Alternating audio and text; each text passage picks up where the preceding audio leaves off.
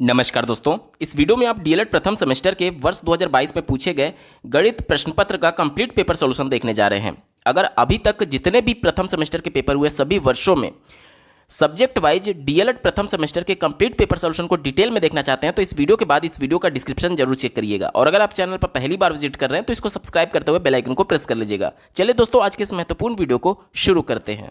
पहला प्रश्न आप अपने स्क्रीन पर देख पा रहे होंगे, रोमन अंक में किस संकेत की पुनरावृत्ति नहीं होती है। हमसे पूछा गया कौन सा रिपीट नहीं होता है। ठीक है, देखिए किसको क्या बोलते हैं। पहले यक्स को हम लोग रोमन में क्या लिखते हैं, 10 लिखते हैं। ये 1 को रिप्रेजेंट करता है। इसके बाद से देखिए सी जो है वो 100 को रिप्रेजेंट करता है और एल जो है वो 50 को रिप्रेजेंट करता है। तो देखिए अगर हमें 21 लिखना रहे तो हम लोग कैसे लिखेंगे, 10 ये हो गया, 10 ये और ये 1, ये 21 हो गया। यानी कि इसकी पुनरावृत्ति तो हो रही है, तो ये हमारा उत्तर नहीं हो सकता। ठीक है, और अगर हमें मान लीजिए 2 लिखना है तो 2 आप कैसे लिखेंगे, ऐसे ऐसे रोमन में। ठीक है, तो यानी इसकी भी पुनरावृत्ति हो रही है, तो ये भी हमारा उत्तर नहीं होगा। रोमन में 201 लिखना रहे तो देखिए 100 के लिए हम लोग सी का प्रयोग करेंगे, फिर 100 के लिए सी का प्रयोग करेंगे, ये 200 हो गया और ये 1 हो जाएगा, 201 हो जाएगा। ठीक है, यानी कि इस सी का भी रिपीटिशन हो सकता है, तो ये भी हमारा उत्तर नहीं होगा। लेकिन अगर बात करें यल की, तो यल का मतलब 50 होता है। अब आपको मान लीजिए 100 लिखना है तो आप 2 बार एल थोड़ी लिखेंगे। सी 100 के लिए डायरेक्ट आपको सी कोड दिया गया है, तो आप 2 बार यल नहीं लिखेंगे, यानी यल की पुनरावृत्ति नहीं हो सकती। यही हमसे पूछा गया था। तो जो ऑप्शन नंबर 4 है एल, यही हमारा सही जवाब हो जाएगा, क्योंकि ये रिपीट नहीं हो सकता। अगला प्रश्न पूछा गया है, संख्या 70,560 में 5 और 6 के स्थानीय मानों का गुणनफल क्या होगा। ध्यान से देखिएगा, 5 और 6 का स्थानीय मान हमसे पूछा जा रहा है, तो 5 का स्थानीय मान क्या हो जाएगा। किसी भी संख्या में जिस भी अंक का स्थानीय मान पूछे तो सबसे पहले एज इट इज उसको उतार लीजिए और उसके बाद जितने अंक हैं, देखिए 1 2 जितने अंक आएंगे उतने आप 0 लगा दीजिए। उसके बाद से 6 का हमसे पूछा गया है, तो देखिए मैंने क्या आपको बताया कि जो संख्या का पूछा जाएगा तो उसको एज इट इज उतार लीजिए और उसके बाद जितने अंक हैं, 6 के बाद कितने अंक हैं, केवल 1 अंक है, तो 1 0 आप लगा दीजिए। यानी कि 500 गुणे 60 हमसे पूछा जा रहा है। देखिए दोनों का गुणनफल पूछा गया था। ठीक है, 6 पचे 30 और उसके आगे 3 0 लगेगा, यानी ऑप्शन नंबर 3 में दिया गया 30,000 इसका बिल्कुल अप्रोप्रिएट आंसर हो जाएगा। अगला प्रश्न पूछा गया है, 0.5 का 4% कितना होगा। तो देखिए 0.5 यहां दिया गया है और 4%, 4 और प्रतिशत हटाने के लिए आपको क्या करना होगा, 1/100 से गुणा करना होगा। ठीक है, अब यहां पर देखिए 4 पचे 20 हो जाएगा और एक यहाँ पर एक अंक के पहले आपको दशमलव लगाना है, यानी कि 2 हो जाएगा, 2/100 आप लिखेंगे और इसको क्या लिख सकते हैं, देखिए 0.02 लिख सकते हैं। ठीक है, उत्तर क्या हो जाएगा, दिए गए विकल्प में देखिए ऑप्शन नंबर 2 में दिया गया 0.02 इसका बिल्कुल सटीक जवाब है। अगला प्रश्न पूछा गया है, 2 संख्याओं का मौसा 35 दिया गया है और उनका लौसा 525 दिया गया है। यदि उनमें से एक संख्या 175 है तो दूसरी संख्या हमसे पूछी जा रही है। आपने एक सूत्र पढ़ा होगा, दोनों संख्याओं का गुणनफल यानी कि n1 गुणे n2 बराबर मौसा गुणे लौसा। ठीक है, ये आपने सूत्र पढ़ा होगा, तो इसी सूत्र का प्रयोग करके हम लोग सॉल्व करेंगे। देखिए पहली संख्या में कितना दिया गया है, 175, तो n1 की जगह 175 रख देते हैं। n2 की वैल्यू हमें ज्ञात करने के लिए बोला गया है। उसके बाद से मौसा में कितना दिया गया, 35 दिया गया है और लौसा कितना दिया गया, 525 दिया गया है। यहाँ तक क्लियर। अब मैं 25 से काटता हूँ तो देखिए 25 दूनी 50, 2 बचा, 25 एकम 25 हो जाएगा। 25 से इसको काटेंगे तो कितनी बार में जाएगा, 25 छक्का 150 होता है और ये 7 बार में चला जाएगा। ठीक है, 7 से इसको काट देंगे तो 3 बार में जाएगा और देखिए यहाँ पर केवल अब 35 बचा और ये 3 बचा। 35 गुणे 3 105 होता है, यानी कि दूसरी संख्या n2 का मान कितना हो जाएगा, 105। दिए गए विकल्प में देखिए ऑप्शन नंबर 4 इसका बिल्कुल सटीक जवाब है। अगला प्रश्न पूछा गया था, यदि x - 2 बराबर 1 हो तो इस व्यंजक का मान क्या होगा। तो देखिए यहाँ से हम लोग x की वैल्यू निकाल लेते हैं और इस इक्वेशन में x की वैल्यू पुट कर देंगे तो हमें इसका मान पता चल जाएगा। तो यहाँ पर x का मान कैसे निकालेंगे, ध्यान से देखिएगा। यहाँ पर ये 2 माइनस में है तो इधर पक्षांतर करेंगे तो प्लस में हो जाएगा। 1 पहले से है और प्लस 2 और आ जाएगा, यानी x का वैल्यू कितना आ जाएगा, 3 आ जाएगा। अब x का मान जो 3 मिला वो इस व्यंजक में रख दीजिए। देखिए क्या हो जाएगा, 3 गुणे एक्स स्क्वायर है यानी 3 का स्क्वायर, यानी कि क्या हो जाएगा, 9 हो जाएगा। प्लस 5 गुणे एक्स का मान 3 रखना है यानी 3 हो जाएगा, प्लस 2 हो जाएगा। ठीक है, तो देखिए 9 त्रिक 27 प्लस 15 प्लस 2। ठीक है, तो यहाँ पर देखिए 27 और 15 कितना हो जाएगा, 42 और 2 44 हो जाएगा। दिए गए विकल्प में देखिए ऑप्शन नंबर 2 में दिया गया है 44 इसका बिल्कुल सटीक जवाब है। दोस्तों यहाँ से अति लघु उत्तरीय प्रश्न शुरू हो रहे हैं। छठवां प्रश्न पूछा गया है, इसका मान हमें बताना है, इसको जोड़ करके। ठीक है, तो सबसे पहले देखिए, इसको एज इट इज हम लोग लिख लेते हैं। पहले इस संख्या को मैं लिखता हूँ तो क्या हो जाएगा, 6 के बाद 3 6 है दशमलव के बाद। ठीक है, उसके बाद से इस संख्या को लिखता हूँ तो 6 के बाद दशमलव के बाद 2 6 है। उसके बाद इस संख्या को लिखता हूँ तो 6 के बाद 1 6 है। और उसके बाद इस संख्या को लिखता हूँ। सबको मानक रूप में कन्वर्ट करने के लिए जहाँ पर अंक नहीं है वहाँ पर मैं 0 लिख देता हूँ, कोई भी फर्क नहीं पड़ेगा। अब सबको जोड़िए, देखिए ये हो जाएगा 6, यहाँ पर देखिए 6 और 6 12 का 2, हाथ में 1 1 बचा। अब ये 1 और ये 6 7 7 6 13 13 और 6 19 का 9, हाथ में 1। अब देखिए 1 और 6 7 7 6 13 13 6 19 19 और 6 25, यानी हमारा उत्तर क्या हो जाएगा, 25.926। इसका बिल्कुल सही जवाब हो जाएगा 25.926। ठीक है, चलिए बढ़ते हैं अगले प्रश्न की तरफ। पटरी और प्रकार की सहायता से 120 अंश का कोण बनाइए।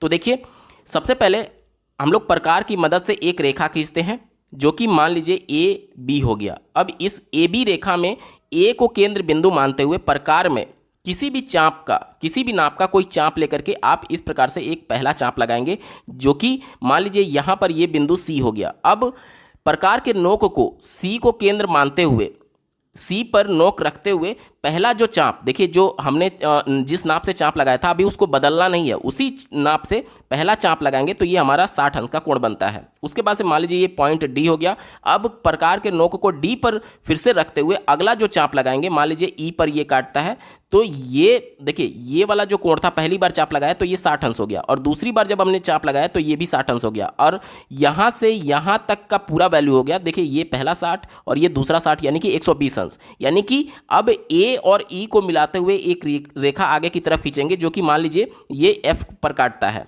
तो एफ ए बी, देखिए ये एफ, ये ए और ये बी, ये वाला जो कोण बनेगा यही कोण होगा आपका 120 अंश का।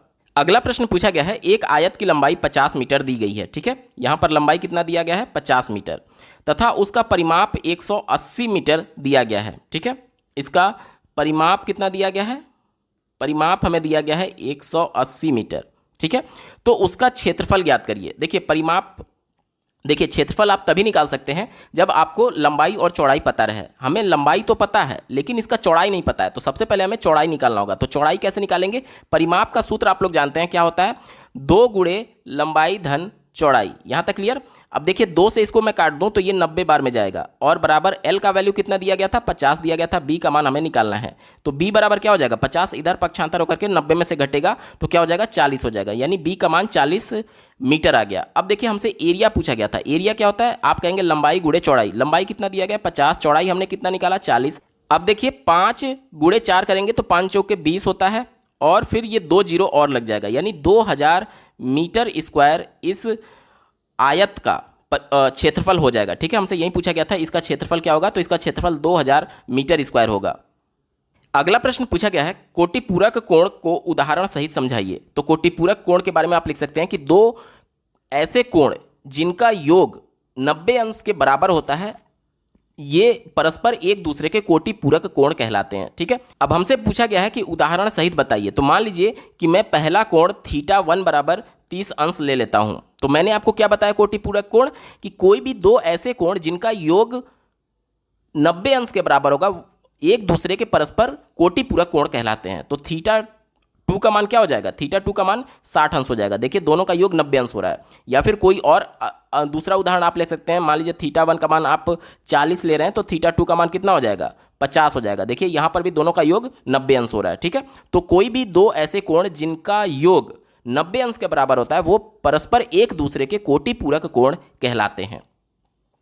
अगला प्रश्न पूछा गया है, 4 अंकों की सबसे बड़ी संख्या और 3 अंकों की सबसे छोटी संख्या का योगफल ज्ञात कीजिए। तो 4 अंकों की जो सबसे बड़ी संख्या होगी, 4 अंकों की सबसे बड़ी संख्या क्या हो जाएगी, 4 टाइम 9 हो जाएगा, और 3 अंकों की सबसे छोटी संख्या क्या हो जाएगी, आप कहेंगे कि 100 हो जाएगा। इन दोनों का योगफल हमसे पूछा गया है। तो देखिए ये 9 हो जाएगा, ये 9 हो जाएगा, ये 9 और 1 10 का 0, हाथ में 1, 9 और 1 10 हो जाएगा, यानी कि 10,099 इसका बिल्कुल सही जवाब हो जाएगा। कितना होगा, 10,099। अगला प्रश्न पूछा गया है, 1000 लीटर की पानी की टंकी में रिसाव से प्रत्येक घंटे 10% पानी की कमी हो जाती है। 1 घंटे के बाद पानी की टंकी में पानी की मात्रा कितनी रहेगी। ध्यान से देखिएगा, टोटल जो कैपेसिटी थी उस टंकी का वो 1000 लीटर था। अब हर घंटे पर 10% पानी कम हो रहा है, तो 1 घंटे के बाद कितना पानी बचेगा। जाहिर सी बात है, अगर टोटल 100% होता है तो इसका कितना पानी बचेगा, 90% ही तो बचेगा। तो या तो आप इसका 90% निकाल लीजिए, या फिर आप पहले 10% निकाल करके फिर इसमें से घटा देंगे, तो भी आपका वही वैल्यू आने वाला है। ठीक है, तो देखिए 1000 का सबसे पहले हम लोग 10% निकालते हैं, तो इसका मान कितना आ जाएगा, 10 से ये 10 कट जाएगा, 10 से 10 कट जाएगा, यानी कि 100 लीटर आ जाएगा, 100 लीटर। ठीक है, यानी कि 1 घंटे बाद उसमें पानी 100 लीटर कम हो जाएगा। अब हमसे ये नहीं पूछा गया कि कितना कम होगा, हमसे ये पूछा गया है कि 1 घंटे बाद पानी की कितनी मात्रा होगी टंकी में। तो 100 लीटर तो कम हो गया, और स्टार्टिंग में कितना था, 1000 लीटर था, इसमें से 100 लीटर कम हो गया, तो 100 को मैं घटा देता हूं, तो देखिए 0 0 और ये 9, यानी कि 900 लीटर अब उसमें पानी बचा होगा। ठीक है, यानी हमसे यही पूछा गया था कि 1 घंटे के बाद पानी की टंकी में पानी की मात्रा कितनी होगी, तो 900 लीटर होगी पानी की टंकी में पानी की मात्रा। उम्मीद करता हूं आपको समझ में आया होगा।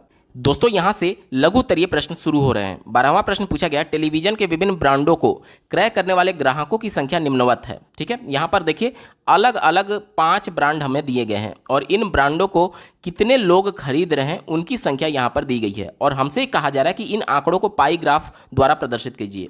पाई ग्राफ क्या होता है, तो आप एक वृत्त में, एक गोले में इनकी संख्या के आधार पर, मात्रा के आधार पर आप रिप्रेजेंट करते हैं, लेकिन ये संख्या आप अंदाज से नहीं बनाएंगे, क्योंकि ये 2 नंबर का प्रश्न है, आपको एग्जैक्ट बनाना होगा तभी आपको उत्तर मिलेगा।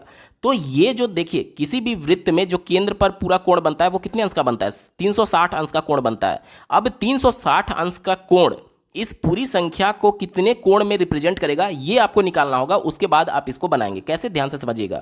यहां पर मैंने आपको क्या बताया कि केंद्र बिंदु पर टोटल कितने अंश का कोण बनेगा, 360 अंश का, और इनकी कुल संख्या जोड़ लीजिए, 40, 20 60, 60 और 15 75, 75 और 15 90, 90 और 10 100, यानी कि जो आप वृत्त में रिप्रेजेंट करेंगे, यहां से लेकर के यहां तक पूरा जो एक तरीके से पूरा वृत्त जो रिप्रेजेंट करेगा वो 100 को ही तो रिप्रेजेंट करेगा, टोटल 100 टीवी को ही तो रिप्रेजेंट करेगा। अलग अलग ब्रांड को मिलाकर के टोटल 100 टीवी को रिप्रेजेंट करेगा। अब ये जो टोटल 100 टीवी है वो कितने कोण को कवर कर रही है, 360 अंश के कोण को कवर कर रही है। यानी हम लोग क्या लिख सकते हैं कि 100 टीवी जो है वो किसके बराबर है, 360 अंश के कोण के बराबर है। मैं थोड़ा नीचे लिखता हूं ताकि आपको और ज़्यादा क्लियर हो जाए, देखने में दिक्कत ना हो। ठीक है, 100 टीवी कितने को, 360 अंश कोण को रिप्रेजेंट करता है। तो अगर मैं ये बताऊं कि एक जो ब्रांड है उसका 40 टीवी कितना कोण कवर करेगा, तो आप क्या कह सकते हैं, यूनिटरी मेथड से 360 गुणे यहां पर आप 40 लिखेंगे और बट्टे नीचे में 100 हो जाएगा। ये 0 से ये 0 कट जाएगा, ये 0 से ये 0 कट जाएगा। अब गुणा कर दीजिए, 4 6 24 के 4 हाथ में 2 और 4 3 12 और 2 14, यानी 144 डिग्री ए ब्रांड कवर करेगा, 144 डिग्री। यहां तक क्लियर हो गया। उसके बाद से बी का देखिए, बी का कितना दिया गया, बी का दिया गया 20। तो देखिए इस प्रकार से हम लोग लिखेंगे कि टोटल 100 टीवी कवर कर रहा है 360 अंश को, तो 20 डिग्री कितने अंश को कवर करेगा, तो आप कहेंगे कि यूनिटरी मेथड लगा दीजिए, 360 गुणे 20 बटे 100 अगर हम लोग करते हैं तो ये 0 से ये 0 2 0 कट गया, और 36 दूनी कितना हो जाएगा, 72। कितना हो जाएगा, 72। यानी कि ध्यान दीजिएगा, ये 72 अंश को कवर करेगा, और ये कितना था, ये था आपका 144। इसके बाद से देखिए सी की अगर हम लोग बात करें तो ये 15 अंश का कोण बनाता है। तो इस प्रकार से आप लिख सकते हैं कि 100 टीवी जो है वो 360 अंश कोण का कवर कर रही है, तो 15 टीवी कितने को कवर करेगी, तो आप कहेंगे 360 गुणे 15 बटे 100। ठीक है, ये 0 से ये 0 कट जाएगा, 5 से काट देंगे तो 5 तिहाई 15 और 5 दूनी 10, 2 से काटेंगे तो 18 और 18 तिहाई 54 हो जाएगा, यानी कि ये 54 डिग्री को कवर करेगा। ठीक है, ये भी आपका 54 डिग्री हो गया, क्योंकि संख्या बराबर है, दोनों 15 था, तो ये भी 54 डिग्री हो गया। ठीक है, यहां तक क्लियर। अब देखिए पहला 144 72 54 54 हो गया। ठीक है, कितना था, 144 72 54 और 54। ठीक है, अब यहां पर देखिए 10 टीवी ई ब्रांड का है, तो चूंकि 100 टीवी कवर कर रहा था 360 अंश को, तो 10 टीवी कितने को कवर करेगा, तो 360 गुणे 10 बटे 100 कर दीजिए, तो यहाँ से ये 0 कट जाएगा, यहाँ से ये 0 कट जाएगा, यानी कि 36 अंश का ये कोण बनेगा। यानी कि ये 36 अंश का, ये 54 अंश का, ये भी 54 अंश का, ये 72 अंश का, और ये 144 अंश का। अब सभी कोण को जोड़ेंगे तो आपका 360 अंश आना चाहिए। देखिए जोड़ के देखते हैं, 6 4 10, 10 4 14, 14 2 16, 16 4 20 का 0 हाथ में 2, 2 3 5 5 10 10 5 15 15 7 22 22 और 4 26, हाथ में 2, और देखिए 1 और 2 3, 360 अंश का कोण आ गया ना। तो यहीं आपको इस प्रकार से आप पहले कोण में ये कन्वर्ट करेंगे कि संख्या कोण में कितना रिप्रेजेंट करे, तो ये सब कितना हो गया, इतने एंगल का कोण बनेगा। अब देखिए, अब हम लोग वृत्त बनाएंगे और चांद की मदद से आप यहां पर कोण बनाते चलेंगे। जैसे पहले ए ब्रांड का था, तो मान लीजिए कोई भी रेखा आप पहले यहां पर सीधा मैं खींच लेता हूं, ठीक है, कोई भी रेखा खींच लेता हूं। उसके बाद से आप 144 अंश का कोण बनाएंगे, ठीक है। मान लीजिए ये 144 आप हाथ से नहीं बनाएंगे, चांद से नाप करके ही बनाएंगे। एग्जैक्ट कोण आपको दिखाना है, 2 नंबर का प्रश्न है, तभी आपको पूरा नंबर मिलेगा। तो ये 144 अंश मान लीजिए हो गया, ये मान लीजिए 144 अंश हो गया। ऐसे लिखेंगे आप 144 अंश, और इसमें लिखेंगे आप ए ब्रांड, ठीक है। उसके बाद से देखिए बी को कितना रिप्रेजेंट करना है, 72 अंश, ठीक है। तो मान लीजिए कि ये कोण आपका हो गया 72 अंश का, तो यहां पर आप कोण लिखेंगे 72 अंश, और ये बी ब्रांड को रिप्रेजेंट करेगा। इस प्रकार से आप बी लिखेंगे। इसी प्रकार से सी और डी 15 15 अंश है, 15 संख्या में था और 54 54 अंश है। तो मान लीजिए ये 54 हो गया, ये 54 हो गया, ठीक है। ये मान लीजिए 54 हो गया, तो यहां पर आप कोण लिखेंगे 54 अंश, यहां पर भी कोण लिखेंगे 54 अंश। ये आपका ब्रांड सी हो गया, ये आपका ब्रांड डी हो गया, और अंत में जो बचा ये 36 डिग्री, तो यहां पर 36 डिग्री लिखेंगे और ये ब्रांड लिखेंगे ई। इस प्रकार से आप जब पूरा बनाएंगे तब जाकर के आपको 2 नंबर मिलेगा। उम्मीद करता हूं आपको चीजें स्पष्ट हुई होंगी। अगला प्रश्न पूछा गया है, एक व्यक्ति अपनी आय का 1/4 भाग व्यक्तिगत खर्च में, 1/2 भाग घरेलू खर्च में और 1/5 भाग बच्चों की शिक्षा पर व्यय कर देता है, तो उसके पास कितना भाग बचा। देखिए टोटल उसने कितना खर्चा किया, पहले 1/4 भाग खर्चा किया, फिर 1/2 भाग खर्चा किया और अंत में 1/5 भाग खर्चा किया। इनका एलसीएम हम लोग लेंगे तो क्या हो जाएगा, 20 हो जाएगा। अब देखिए यहां पर सॉल्व करेंगे तो 5 हो जाएगा, यहां पर 10 हो जाएगा, और यहां पर कितना हो जाएगा, यहां पर 4 हो जाएगा। यानी कि 10 5 15, 15 4 19, 19/20 भाग वो खर्चा कर दे रहा है। अपने कुल आय का 19/20 भाग खर्चा कर दे रहा है। अब जो टोटल आय मान लीजिए 1 है, तो उसमें से जितना खर्चा किया उसको घटा देंगे, तभी तो हमें शेष भाग मिलेगा। तो शेष भाग निकालेंगे के लिए क्या करेंगे, टोटल भाग जो 1 था उसमें से 19/20 को हम लोग घटा देंगे। तो यहाँ पर एलसीएम 20 हो जाएगा, यहाँ पर 20 हो जाएगा, यहाँ पर 19 हो जाएगा। 20 में से 19 घटेगा तो 1 बचेगा और नीचे आपका 20 बचेगा। यानी कि हमसे पूछा गया था कि उसके पास कितना भाग बचा, तो उसके पास 1/20 भाग बचा है। उत्तर हो जाएगा 1/20। अगला प्रश्न पूछा गया है, यहां पर देखिए एक व्यंजक दिया गया और इसको सरल करने के लिए बोला गया है। तो बॉडमास रूल से आप इसको सॉल्व करेंगे। देखिए क्या दिया गया है, 121 भागा बड़ा ब्रैकेट है, यहां पर 16 माइनस मझोला ब्रैकेट है, यहां पर 14 माइनस 3, फिर 9 माइनस 6, फिर ये बंद ये बंद ये बंद, ये है पूरा, ठीक है। तो सबसे पहले ब्रैकेट को हम लोग सॉल्व करते हैं। देखिए 9 में से 6 घटाएंगे तो कितना बचेगा, 3 बचेगा, और फिर 3 जो बचेगा उसका इस 3 में गुणा होगा, यानी कि 3 त्रिका 9 हो जाएगा, 3 त्रिका 9 हो जाएगा। अब देखिएगा 121 डिवाइडेड बाई यहाँ पर 16, यहाँ पर मझोला ब्रैकेट, यहाँ पर 14, और यहाँ पर आपका कितना बचा, 9 बचा, यहाँ तक सॉल्व होकर के, ठीक है। उसके बाद से मझोला कोष्टक बंद, और ये अब देखिए उसके बाद मझोले कोष्टक को सॉल्व करेंगे तो 14 में से 9 घटेगा तो आपका कितना बचेगा, 5 बचेगा, ठीक है, 5 बचेगा। तो 121 डिवाइडेड बाई यहाँ पर आपका 16 हो जाएगा और -5 ये हो जाएगा। अब देखिए इस ब्रैकेट को सॉल्व करेंगे तो 16 में से 5 घटाएंगे तो कितना बचेगा, 11 बचेगा। 121 भागा 11, अब 11 से भाग देंगे 121 में तो हमारा मान कितना आ जाएगा, 11। इसका बिल्कुल सटीक जवाब हो जाएगा। अगला प्रश्न पूछा गया है, एक समबाहु त्रिभुज का परिमाप हमें 12 सेंटीमीटर दिया गया है, इसका क्षेत्रफल ज्ञात कीजिए। समबाहु त्रिभुज की प्रॉपर्टी क्या होती है, इसके तीनों भुजाओं की नाप बिल्कुल समान होगा। मान लीजिए ये ए है, ये ए है, तो ये भी ए होगा, ठीक है। तो अब जब परिमाप हमें दिया गया, परिमाप क्या होता है, तीनों भुजाओं का योग, यानी तीनों भुजाओं को जब जोड़ेंगे तो 3a मिलेगा, और बटे बराबर 12 सेंटीमीटर हमें दिया गया है। तो a का मान यानी एक भुजा का नाप कितना आ जाएगा, 4 सेंटीमीटर आ जाएगा, ठीक है। एक भुजा का माप 4 सेंटीमीटर हमें प्राप्त हो गया। अब देखिए समबाहु त्रिभुज का जो क्षेत्रफल होता है उसका फॉर्मूला होता है √3/4 ए स्क्वायर, ये इसके एरिया का सूत्र होता है। अब देखिए √3/4 और ए का मान कितना हमें मिला है, 4 मिला है, और इसका स्क्वायर कर देंगे तो यानी 2 बार गुणा कर देंगे। अब देखिए ये 4 से ये 4 कट जाएगा, हमारा उत्तर कितना हो जाएगा, 4√3 सेंटीमीटर स्क्वायर इस समबाहु त्रिभुज का क्षेत्रफल हो जाएगा। अगला प्रश्न पूछा गया है, यहाँ पर देखिए x का मान 1/2 दिया गया है, तो इस व्यंजक का मान हमसे पूछा जा रहा है। देखिए जहाँ जहाँ पर x दिया गया है वहाँ पर x की वैल्यू 1/2 हमें पुट कर देना है। देखिए यहाँ पर क्या दिया गया, 3x ब्रैकेट में 4x -5 और ये +3 दिया गया है। यहाँ तक क्लियर। तो देखिए 3 और x की जगह 1/2 मैं रख रहा हूँ, फिर 4 गुणे x की जगह 1/2 मैं रख रहा हूँ, फिर -5 और ये बाहर 3 बचा है। तो ये इससे करेंगे तो देखिए ये हो जाएगा 3/2 और यहाँ से किसको काटेंगे तो 2 बार में जाएगा, यानी 2 - 5 करेंगे तो 5 में से 2 घटेगा तो कितना बचेगा 3 बचेगा, लेकिन यहाँ पर माइनस बचेगा। यहाँ तक क्लियर। और प्लस में आपका 3 बचा हुआ है। अब देखिए ये कितना हो जाएगा -9/4 -9/2 होगा, -9/2 और ये +3। एलसीएम लेंगे तो इसका एलसीएम कितना हो जाएगा 2 हो जाएगा, तो ये हो जाएगा -9 और ये कितना हो जाएगा 6। और उसके बाद से 9 में से 6 घटेगा तो 3 बचेगा, लेकिन माइनस में बचेगा /2 और 3/2 का मान कितना हो जाएगा -1.5। या तो आप -1.5 लिखिए या फिर -3/2, दोनों आपका उत्तर सही है।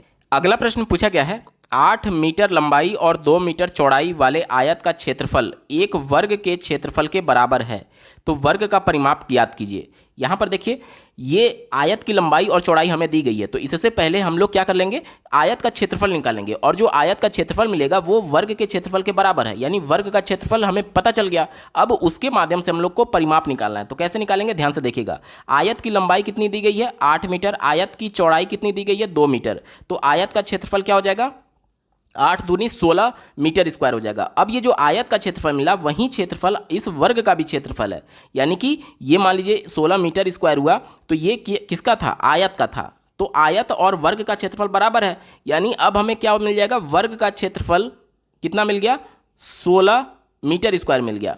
अब हमें वर्ग का परिमाप पूछा जा रहा है, तो देखिए यहाँ पर 16 मीटर स्क्वायर ये वर्ग का क्षेत्रफल है, यानी वर्ग का क्षेत्रफल एरिया बराबर क्या होता है ए स्क्वायर होता है, ठीक है। और ए का मान कितना आया है 16 और ये ए स्क्वायर, ए क्या है यहाँ पर वर्ग की भुजा है, तो ए का मान क्या आ जाएगा 4 मीटर आ जाएगा, यानी वर्ग का एक भुजा का लंबाई 4 मीटर हो गया। अब हमसे वर्ग का परिमाप पूछा गया, तो परिमाप क्या होता है वर्ग का, आप कहेंगे चारों भुजाओं का योग, और वर्ग में चारों भुजाएं बराबर हैं, यानी 4a हो जाएगा, यानी कि 4 और गुणे a का मान हमने कितना निकाला 4 मीटर, तो इसका मान कितना हो जाएगा 16 मीटर, इसका बिल्कुल सही जवाब हो जाएगा। अगला प्रश्न पूछा गया है, देखिए सरल करने के लिए बोला जा रहा है और यहाँ पर 2 क्वेश्चंस दिए गए हैं। पहले क्वेश्चन को सॉल्व करते हैं। देखिए यहाँ पर भाग दिया गया है और भिन्न में दिया गया है, और यहाँ पर प्लस है और ये 8/10 है।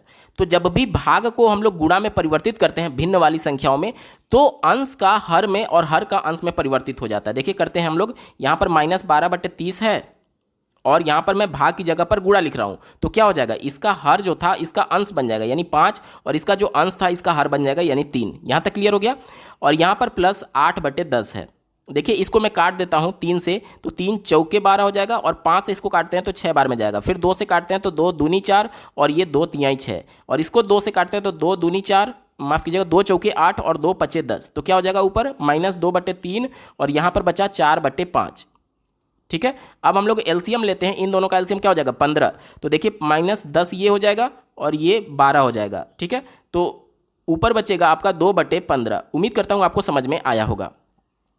अगला प्रश्न पूछा गया है, यहाँ पर देखिए यहाँ पर भिन्नों का गुणा में दिया गया है और यहाँ पर माइनस दे करके 16/30 है, तो इसको सॉल्व करते हैं। देखिए क्या हो जाएगा, यहाँ पर माइनस का 4/6 दिया गया है, गुणे माइनस का 8/10 दिया गया है, और -16 का 16/30 दिया गया है। माइनस का माइनस में गुणा करेंगे तो प्लस में कन्वर्ट हो जाएगा। उसके बाद से देखिए 2 से इसको मैं काटता हूं तो 2 दूनी 4 और ये 2 तिहाई 6, 2 से इसको काटते हैं तो 2 चौके 8 और 2 पचे 10। अब देखिए अब 2 चौके 8 हो जाएगा 8 और 3 पचे 15 हो जाएगा, और ये माइनस का माइनस में गुणा हुआ तो ये प्लस में हो गया। ठीक है, 8/15 और -16/30 यहाँ पर है। इनका एलसीएम लेंगे तो 30 मिलेगा, और ये हो जाएगा आपका 16 और ये हो जाएगा आपका ये भी 16 हो जाएगा। ठीक है, तो यानी कि 0/30 आएगा। तो किसी भी भिन्न में जब अंश 0 अंश होता है तो उसका पूरा मान ही 0 हो जाता है। ठीक है, तो इसका उत्तर कितना आएगा 0 आएगा। दोस्तों ये पेपर पूरा सॉल्व हो चुका है। आपको ये वीडियो कैसा लगा कमेंट के माध्यम से जरूर बताइएगा, क्योंकि आपका एक कमेंट मुझे मोटिवेट करेगा ऐसे ही महत्वपूर्ण वीडियो लाने के संदर्भ में। अगर आप प्रीवियस ईयर डीएलएड प्रथम सेमेस्टर के सभी वर्षों के subject wise complete paper solution को डिटेल में देखना चाहते हैं तो इस वीडियो के बाद इस वीडियो का डिस्क्रिप्शन जरूर चेक करिएगा, और अगर आप चैनल पर पहली बार विजिट कर रहे हैं तो इसको सब्सक्राइब करते हुए बेल आइकन को प्रेस कर लीजिएगा। इस वीडियो को देखने के लिए आपका बहुत बहुत धन्यवाद। भगवान करे आपका दिन शुभ हो।